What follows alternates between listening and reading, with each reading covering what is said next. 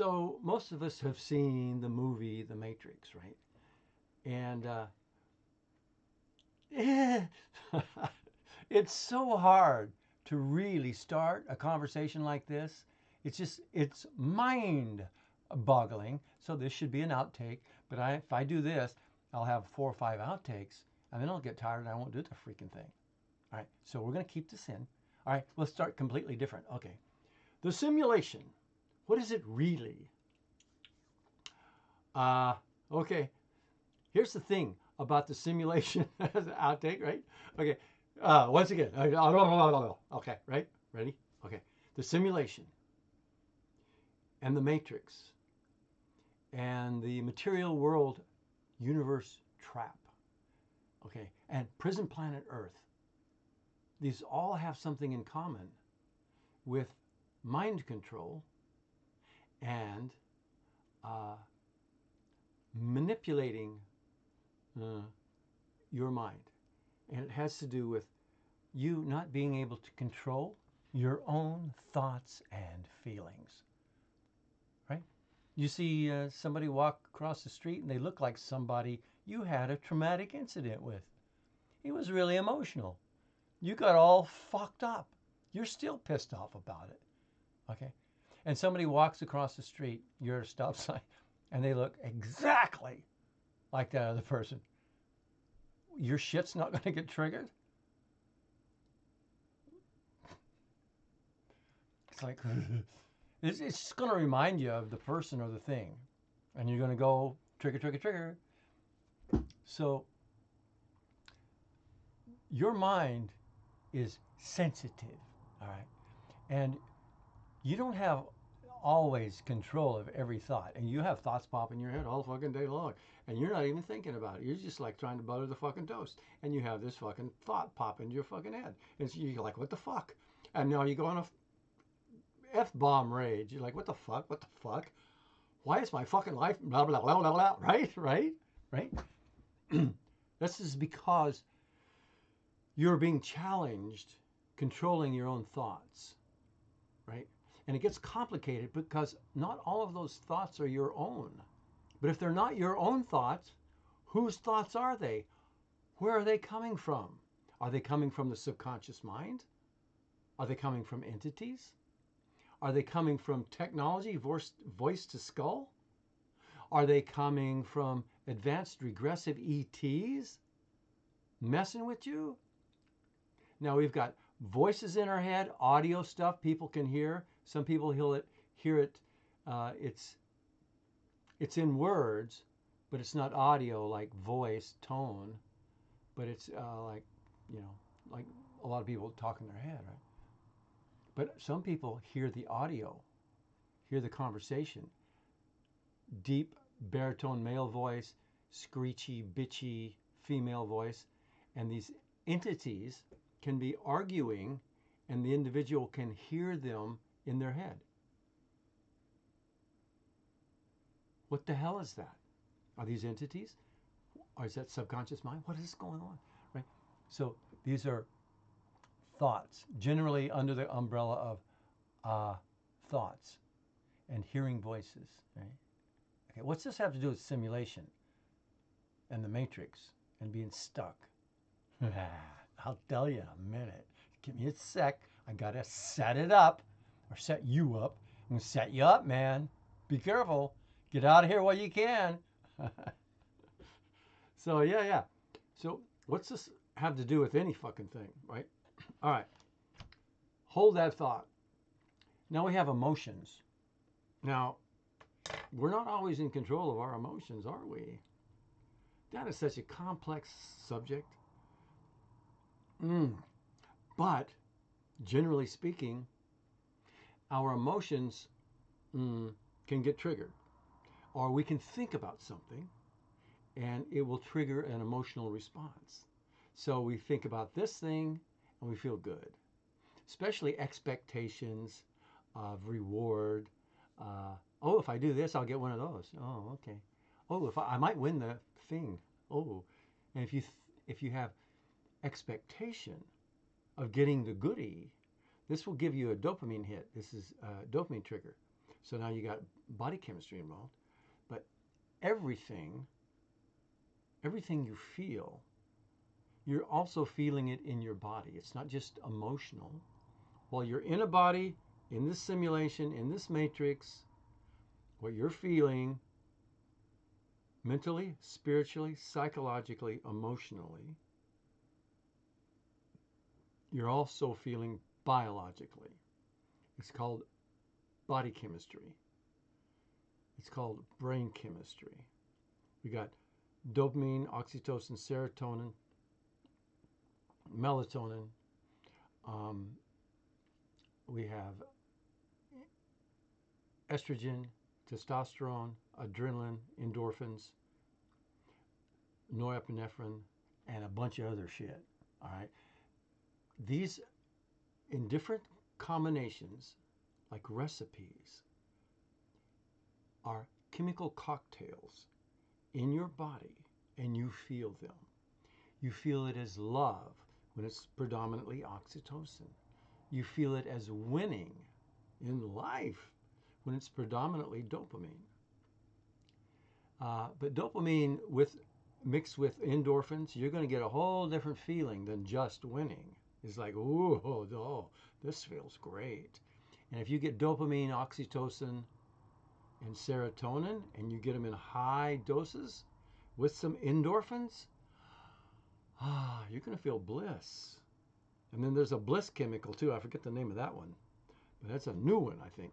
Anyway, how you feel plays a part in you being stuck in, or you're being able to get out of the Matrix, or prison planet Earth, or the reincarnational cycle, or the simulation, if we're in a simulation. Okay. So you need to understand you don't need to know, you don't need to understand shit, okay? You can just drop fucking dead whenever you're ready to drop fucking dead. When your body expires, whatever, you can leave and never come back. It's all based on what you think, what you feel, what you believe. All right? So a lot of what we think and feel and believe is in the mind. And the mind, your mind, my mind, the group consensus mind, it can be affected by outside sources. Other people can walk up and you say, hey, how you doing today, shithead? you go, what? And trigger, trigger, trigger? It's like, why is this guy calling me a shithead for? I didn't do anything to you. It's fucking class bully. That's what he does. Trigger, trigger, trigger. Now you got adrenaline, you got cortisol, you got all kinds of body chemistry. Some outside source triggered your shit. Pretty girl comes by, a handsome guy, and smiles real charming and say, hi, how are you today? And you go, oh. You just got your oxytocin triggered by an outside source. All right? Okay. Now, what gets triggered as a feeling state? See, there's a couple of things here. Let's go this way. What you do or don't do in your life, like, hey, I got to do something about my condition, or I'm going to go get pizza, or I got to go mow the yard. All these motivator things are based on your beliefs about what you do is going to make you feel a certain way. So we want to feel better, so we go mow the freaking yard. Or we want to feel better, so we wash the dishes. Or we want to feel better, so we eat pizza.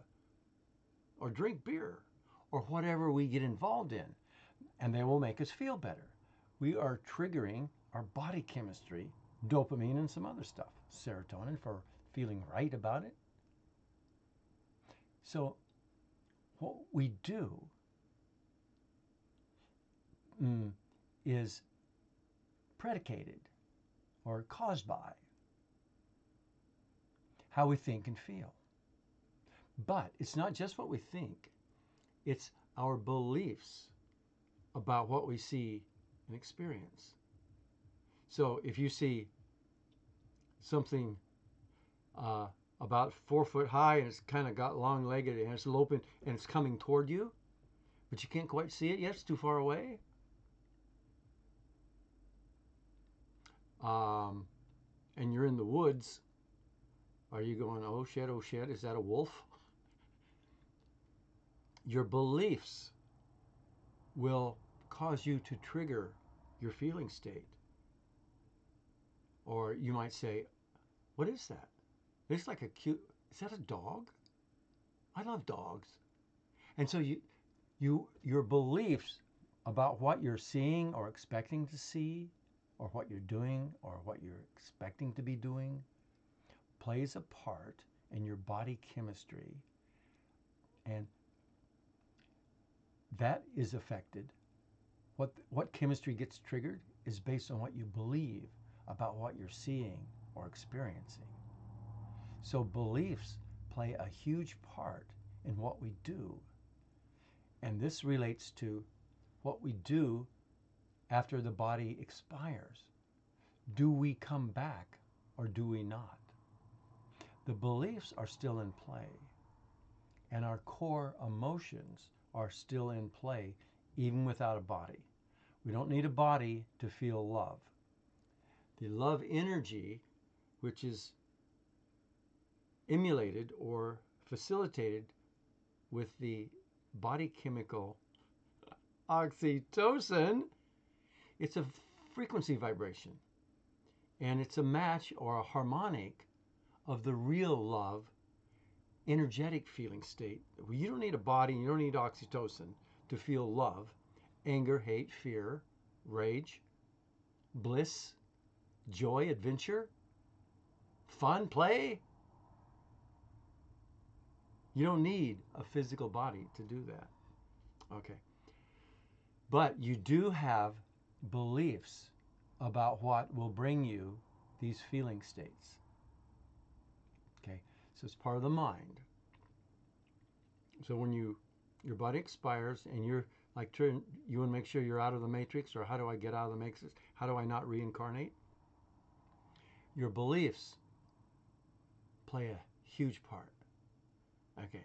Now, this is where it got tricky and where the trap is. The trap is in what you believe. Now, it's our limiting beliefs that cause us to feel how we feel and do what we do and not do what we don't do. So, if you want to get out of this world, this realm, this simulation, this matrix, this physical universe trap, whatever you want to call it as a label, the experience is what it is, and you know what it is, and you don't like it. This place is a shit show. I don't like it here. I don't want to come back, right? So we're all going, I don't want to come back. But while we're here in this simulation, or in this reality system, or in this dream, this daydream, all life is a dream. Merrily, merrily, merrily. Life is but a dream. It is. But this dream, we label reality. And this dream is very real because we've labeled the quality of the detail and the gravity and photons and light rays and energetic phenomena, and it hurts when you wrap your knuckles too hard on something. That's pain. We've got all these amazing details in this dreamscape that we're dreaming subconsciously, and we're believing it to be, we call it real, and we say, no, this is not a dream. Okay, so we've made in our own mind, this dreamscape is not a dream. So reality is not a dream, right? So that is embedded deep in the unconscious mind, and it's also in cellular memory, DNA memory, ancestral memory, all that stuff. So it's a package deal that this place is real, man. Yeah, it is real. Okay. Yes, it is. And I was going to make a wisecrack about it being the promised land too, but I decided no, no. So we won't go there. But we decide that this is real and other dreams and imaginings are not real. And when we consider that, we make it so while we're here. Now, when this body expires or your body expires and you leave for good, wherever you are in the moment, in the now, you have an experience. And your experience is your reality. So whatever you're seeing, it's real. And so what do we see when our bodies drop dead? We see a belief system territory. We see an imagining. We see a dreamscape. We see an astral plane, an alternate universe, a parallel world. We see something and we give it a label. But the core is that we experience something. And you might say, well, what about the person that drops dead and they don't see anything? It's just all nothing. Yeah. Are they experiencing that? Yeah, yeah. They go, I can't see. I don't see anything. That is their reality. It's their experience based upon their own belief systems and their programming. So they don't see shit. But something's going to happen sooner or later, right? Based upon what they believe. So it always comes back to beliefs, and the beliefs are tied tightly to our feeling states. If we experience good feelings, we're going to associate beliefs, good beliefs about the good feeling. Bad feeling states, bad feelings, bad beliefs. Or if we have bad beliefs, it's going to generate bad feelings.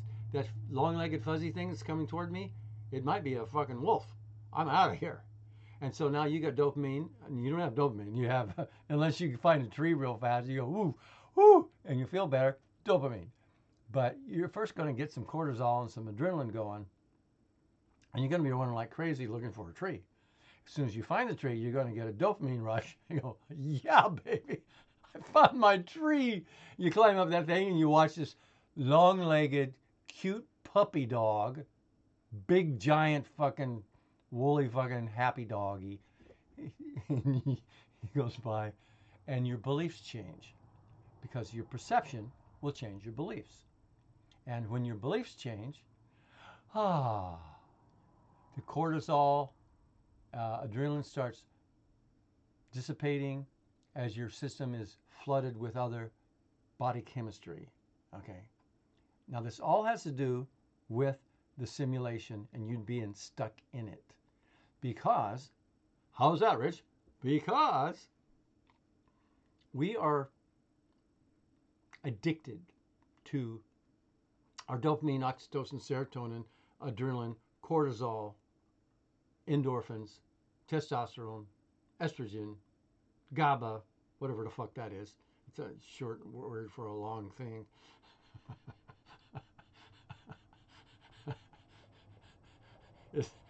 Some asshole would say, yeah, you talking about my dick again? Shut up, Rich. Stay cool. I'm cool. I'm cool. Now, will you see me talking to myself? This is the internal family system. Not to be slighted, not to be ignored. We all have it. We all have an internal family system, a system of aspects or parts of self, right? So you'll see me and my parts, other aspects of me talking, arguing, and fucking with each other sometimes. But when you become aware of it and you understand it and you realize that each part of you is just trying to help you survive. And then they get into an internal argument. Now, the best thing to do is this. No, the best thing to do is this. Don't be fucking stupid. I'm not being stupid. I'm being practical. No, that's stupid. You know, you're talking to yourself, bitching yourself out. You, big you, or bigger you. There's big, big, bigger, biggest, right? So bigger you is going, not boys and girls, no fighting. We're on the same team, and they're going like, what, what, no fighting, and then we become the facilitator for those aspects of self. And he's like, what are you getting on? He said, well, it's stupid. A stupid move. We shouldn't do that. We should be brave. And he going, yeah, but if we try to do that brave shit, it's, now, whoa, one at a time. And you become the facilitator, and you let each part of yourself talk it out. Okay. And this includes talking it out about, are we in a matrix? Are we in a dream? Are we in a simulation? And if there's a big part of you that's going, yeah, I think we're in a simulation. And his little part, yeah, I don't think it looks real to me. And the other part of you going, yeah, I know, right? It's real. What's he doing? Talking about simulation shit. And so all your belief systems and aspects of self may not be on the same page when you're looking at, is this a simulation and how do I get free of it? Now, with all that said, this is not some light philosophical discussion we're having here. This is extremely complex and complicated. Okay? Now, there are beings and agencies. We call them archons. That's a favorite. The demiurge, the archons, entities, the cabal, the deep state, shadow government, Khazarian mafia. We got lots of names for the bad guys. I just call them the fucking bad guys. All right? Bad guys. What? I don't know. And it could be aliens, reptilians, reptoids of all kinds, snakes, dragons, spiders, creepy crawlies, lower astral fucking parasite being, incubus, succubus. There's a gazillion demons of all kinds. Yeah. But what they are external forces or entities, or you believe they are, and that makes them so, that then cause you to think and feel certain ways.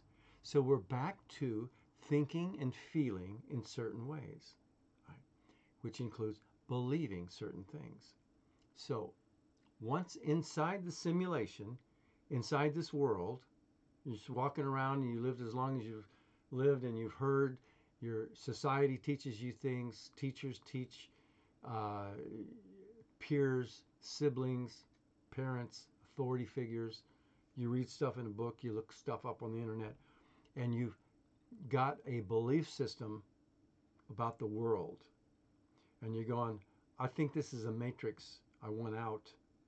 I'm stuck in the matrix. This is your own story from everything you've observed and learned. You're doing the best you can trying to figure this shit out, right? Well, yeah. And if the best you can do, what's that like? What the hell? Distraction, side quest. Okay, so you're going, well, how do I get out of here? And what's going on? Well, while you're in this world, all these different religions, ideologies, teachings, philosophies, stories of how things are, what's going on in the world now, how our history was in the world, our galactic history. You get conflicting stories. It's hard to get three people saying, yeah, this is the way it is about any freaking thing. They're similar in certain ways, so you gathered it together the best you can. So now you have a world view, but what if it's all in your imagination? It's all in your mind, and it's like a daydream, and you're a really good daydreamer, and you can imagine incredible detail when you want to. You can your hands look exactly like hands, and you can imagine a pasture, and there it is with full of grass, and you can go to any blade of grass and pull it up and look closely at it, smell it. So we got fragrance, holy moly, and flavors, chewing on the grass. Yeah, I can taste the grass. It tastes like grass. It's all in your imagination. Consciously, knowingly, people do this all the time. They imagine stuff, and they imagine the flavor, and they taste the flavor, and they crunch, crunch, nice apple. It's all in their imagination. Vivid as can be. They can step into it. Secret Life of Walter Mitty. Kind of like that. Step into your daydream. It's called Second Life. It's also called hyperphantasia, eidetic memory, all this stuff. There's lots of different revivification. There's different names for it. But this is your imagining. What if this is an imagining and it's done by your mind? See, you have the ideas. I want to imagine a pasture with some nice horses. So that's you, source you, saying this is what I want. You don't say I want. You say pasture, horses, boom, and you visualize, imagine pasture, horses, and you walk into the dreamscape, the daydream, right? So the interface between you that chooses to experience the dream, the daydream, on purpose, uses the mind to communicate to that aspect of the self that does the rendering. So there's another part of you that is creating your imagining.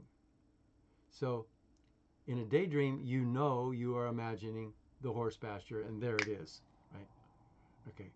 And there's not a lot of interference between you and the render engine, so to speak, this other aspect of the self.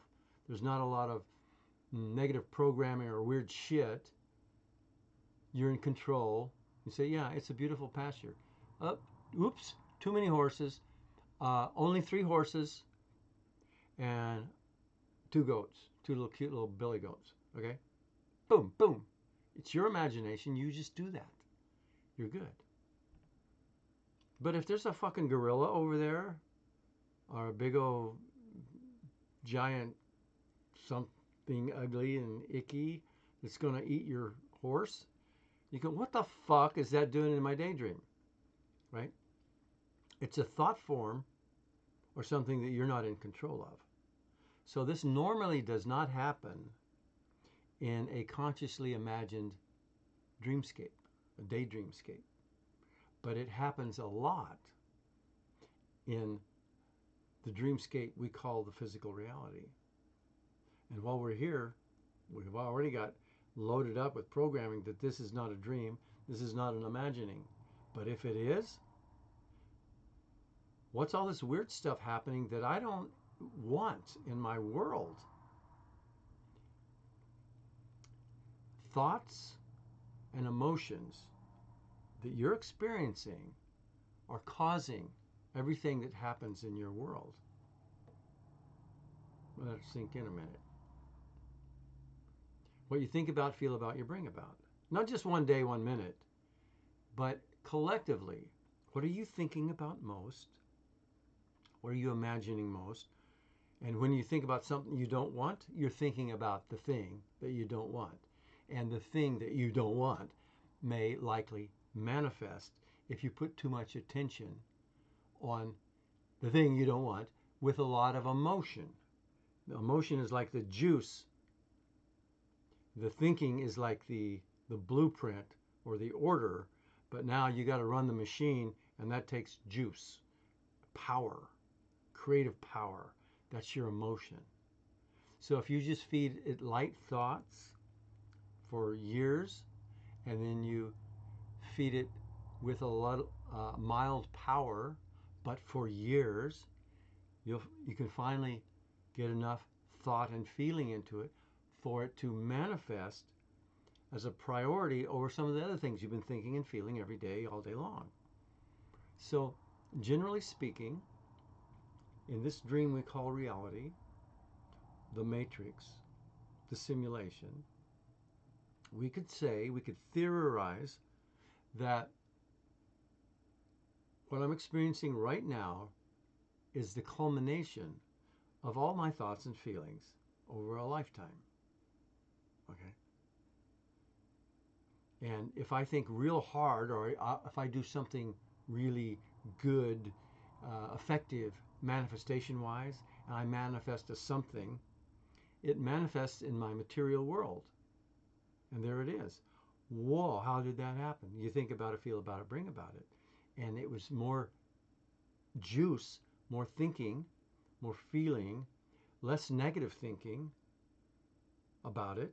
So we're not like putting some manifestation juice in it and then batting it down with doubts, like I don't think that's going to happen. Well, that's thought and feeling pushing against the manifestation of what you're imagining having. So there's a lot of little tricks for manifestation, law of attraction stuff. But generally speaking, we could say that this world is manifested by what we think and feel. Now, if there were some bad boys watching us dreaming from the outside of our dreamscape, and they wanted to dominate or control us and keep us continuing to dream a negative dream of suffering and misery from an external place, if they could manipulate us, the way they're going to have to do it is they're going to have to manipulate what we think and feel and believe. Okay?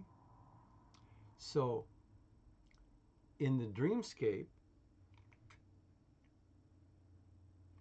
they can put thoughts in our head and cause us to think and talk about negative stuff that will perpetuate the negative stuff. So we jack into the dream. Let's say you chose to have this dream of it's like a simulation built originally for the benefit of the user. It's for entertainment, it's for education, it's for research and development, it's for skill building, and we've come up with a machine, hardware, technology that will interface wirelessly with our ability to imagine, our REM states, our visual cortex, whatever it takes. The technology, if it was expanded from where it is today, give it about 50 to 75 years, it'll be completely there, but it will be able to affect our imagining and our lucid dreaming and our daydreaming. And we can literally upload the dreamscape that we would like to experience. So it's called virtual reality systems, but the advanced kind. Give it 50 to 75 years. That advanced. We're talking Ready Player One stuff and 13th Floor, and we're talking The Matrix. Because The Matrix movie is about people being in pods and dreaming the same dream with everybody else. So they're really in their own mind dreaming the dream. It's a collective dream. Thousands, if not millions, of beings dreaming the same dream that was loaded in and controlled by the Matrix computer system, the AI, right? So the technology today is developing in that direction with intent to do so. Not so much to control and dominate humans, at least not on the surface. It's for the entertainment value, it's for the educational value, skill building, and research and development. Okay? So when a society sees this kind of technology coming down the road, they can hardly wait. Kids, not just kids, but people already love their computer games, and they will jump into their computer world and they will be immersed, even if it's a flat screen they're looking at.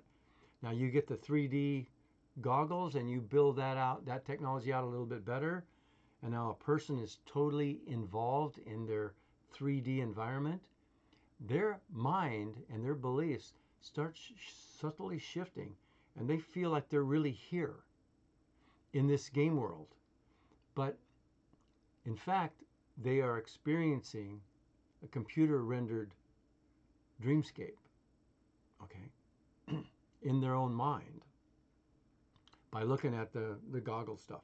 Well, the new technology they're working on, Neuralink with Elon Musk stuff, and this prophetic, I think it's called, they have headgear called Halo, and they're developing wireless technology. It's all in developmental, but in a practical way, it's going to be ready for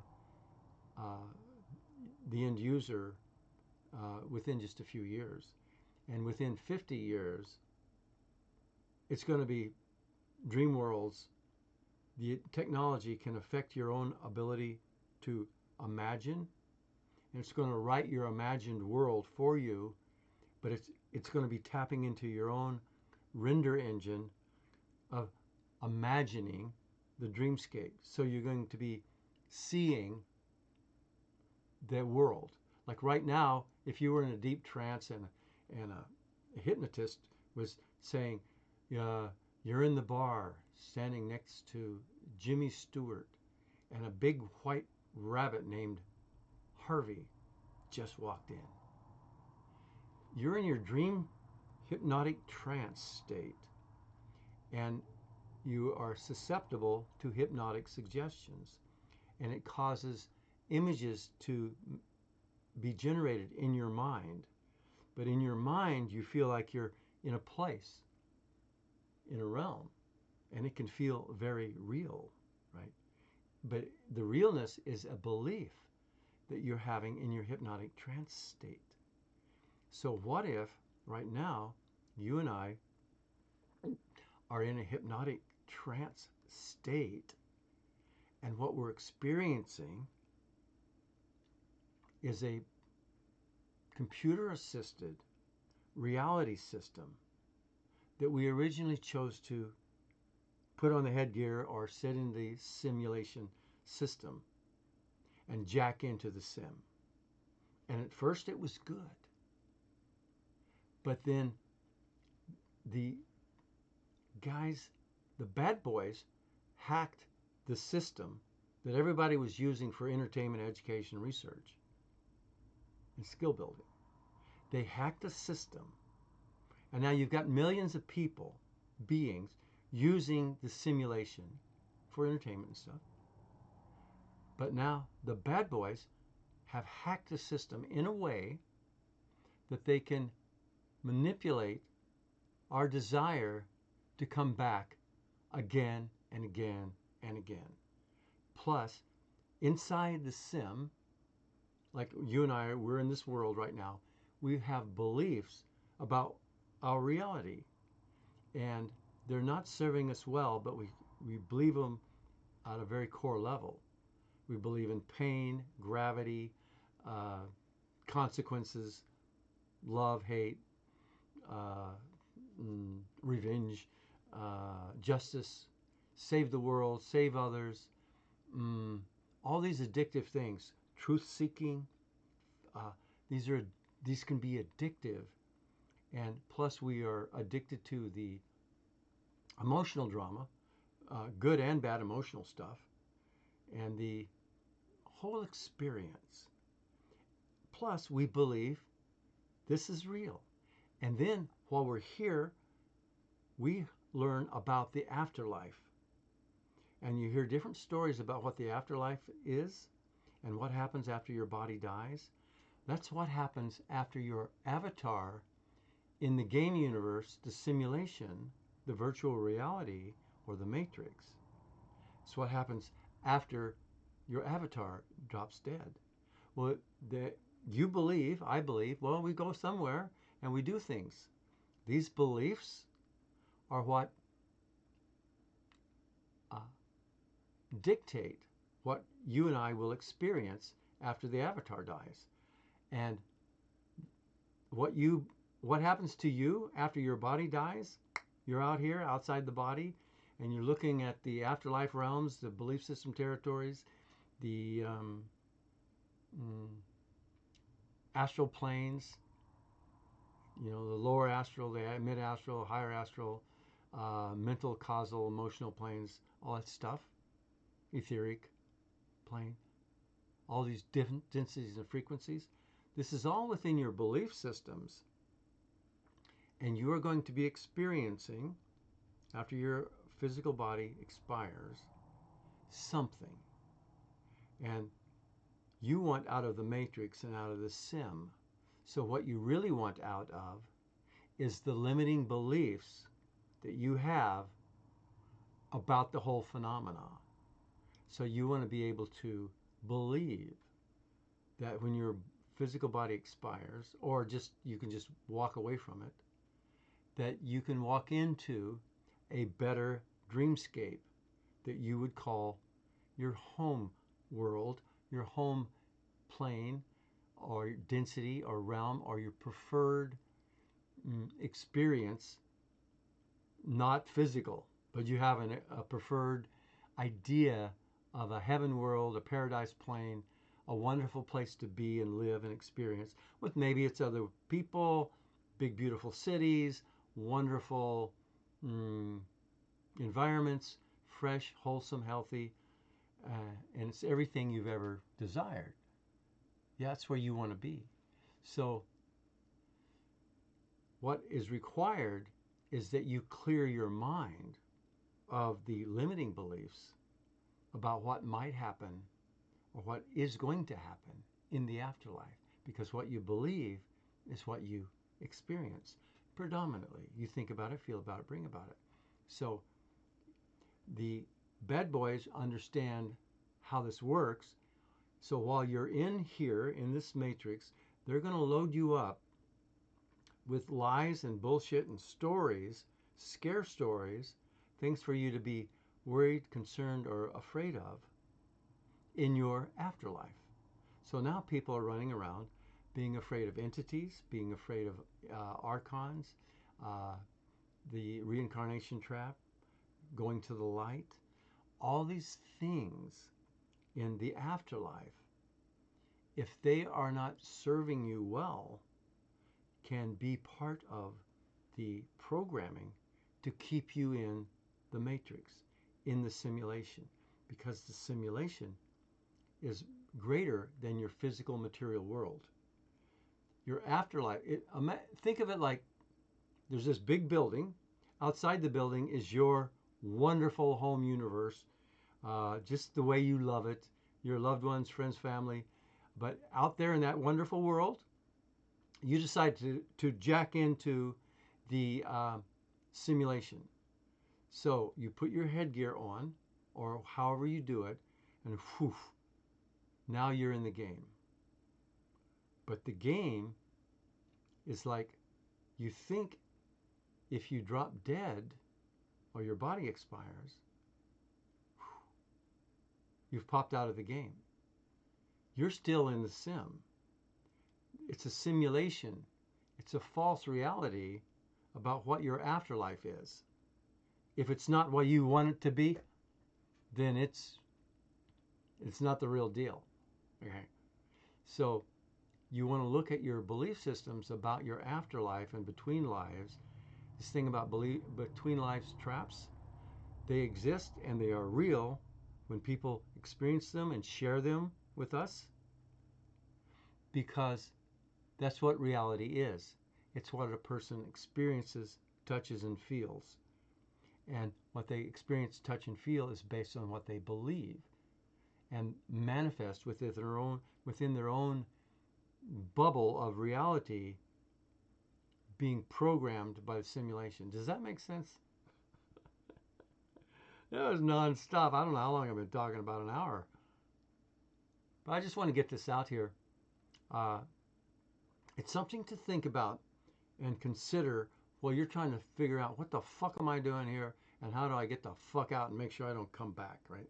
So this is just, for you, this is just one more story or theory Take what feels right and works for you. The rest, just chuck it, man. You do not want to box yourself in with limiting beliefs. I'm working it from how do I spot my limiting beliefs, release those, and bring in more empowering beliefs. Is it true? What's the truth? Don't go there. It's not about truth. It's about what you believe. The truth doesn't matter if you don't know it. The truth doesn't matter if you don't believe it's true. And if you believe it's true, that's all you need. If it's empowering you, if you believe it's true, and you've boxed yourself in like, oh, I'm fucked. This place is worse than I thought, and I'm still not out. If I fucking drop dead, oh, that's fucked. You believe that? That's what you get. You drop dead, you're fucked. You're still in. Holy shit. Beliefs, oh no, I'm going to encounter entities and creepy. If you believe that, yeah, you're likely to. So you want to learn how to stop believing the shit you don't like believing, right? So I look around the world, I look at the wall and go, real wall. How do I stop believing it's a real fucking wall? Well, I got to understand what the word real really means. What do I mean by real? I mean, I can touch it and feel it, and it's material world and all this stuff, right? Okay. What's a dream? Well, what's a lucid dream?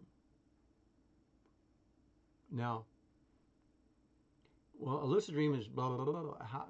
Anyway, you got to take a deep dive in knowing thyself, because you're imagining what you believe. This is yourself. What you imagine is yourself. How you feel. This is all about yourself. The world around you, as an imagination, it's about yourself. So it all circles back around to that gnosis thing. Know thyself. And gnosis, true gnosis, is not the teachings, the Sethian Gnostic teachings. No, it's not the Valentinian Gnostic teachings.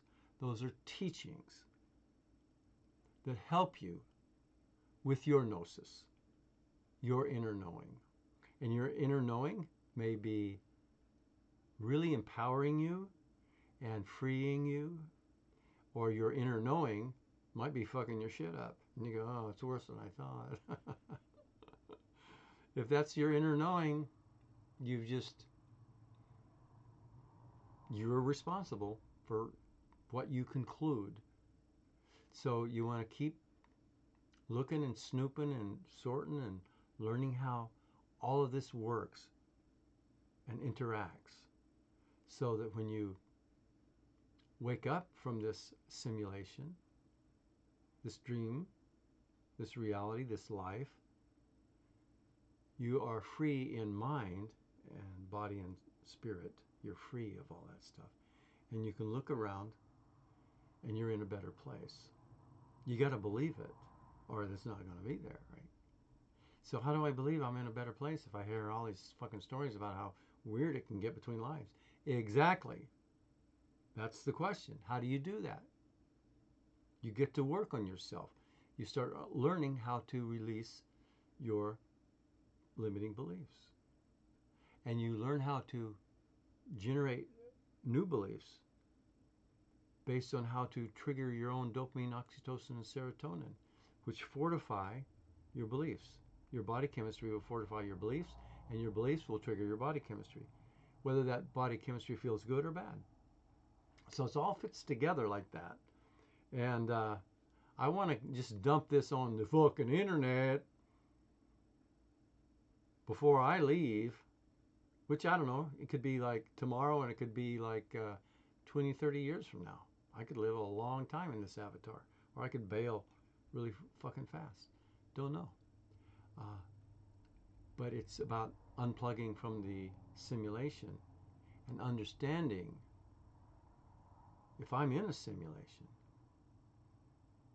am I somewhere else as well, sleeping or in a trance state, dreaming this dream that I'm alive. It's like a lucid dream here, and I'm awake in it, but I just don't believe I'm dreaming. That's the tricky part. Right? Is that how it works? So we look at these, we make theories, and then we test the theories out. We do our research to validate the theory and see if it will work for us and improve the quality of life and experience through the theory. Okay, so I've shared with you my version of simulation theory and dream theory and the theory of reality and experience. Ta-da! Do-do-do-do. All right? Okay. Thanks for listening. If you got this far, holy shit, dude, girl, thank you. Well done. Fist bump. Just go fist bump in a comment. I'll know what you fucking mean. Fist bump. Made it to the end, bitch. Right. Okay. Thanks for watching.